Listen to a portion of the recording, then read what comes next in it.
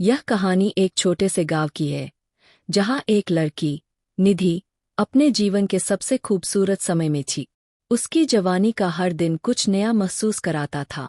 वह अपने सपनों और अपने दिल की सुनने के लिए अक्सर एकांत में बैठकर किताबों में खो जाती।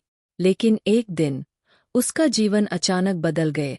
निधि की शादी तय हो चुकी थी और उसकी शादी की तारीख नज़दीक आ रही थी।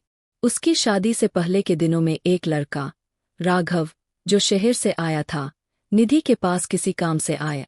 राघव ने जैसे ही निधि को देखा, उसे समझ में आ गया कि यह लड़की बिल्कुल अलग है। उसकी मासूमियत और उसकी प्यारी मुस्कान में कुछ खास था। राघव की आंखों में एक अजीब सी चमक थी, जैसे वो अपने दिल की बात कहना चाहता हो। लेकिन निधि ने इसे हल्के में लिया, यह सोचकर कि ये बस एक सामान्य मुलाकात है। लेकिन राघव ने धीरे धीरे उसे समझाना शुरू किया कि जवानी को किसी के साथ जीना और उसे महसूस करना कितना खास हो सकता है।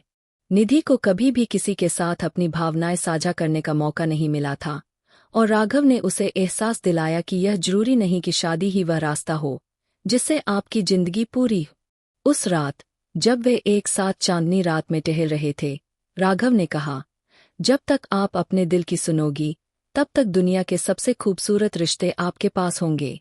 निधि को समझ में आया कि उसने अपनी जवानी को किस तरह से संभालने का निर्णय लिया था।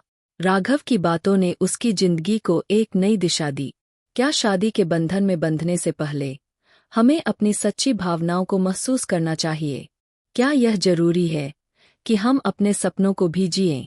यह कहानी सिर्फ एक लड़की की नहीं थी, बल्कि उस युवा दिल की भी थी, जो प्यार और समझ का एक नया रूप तलाश रहा था।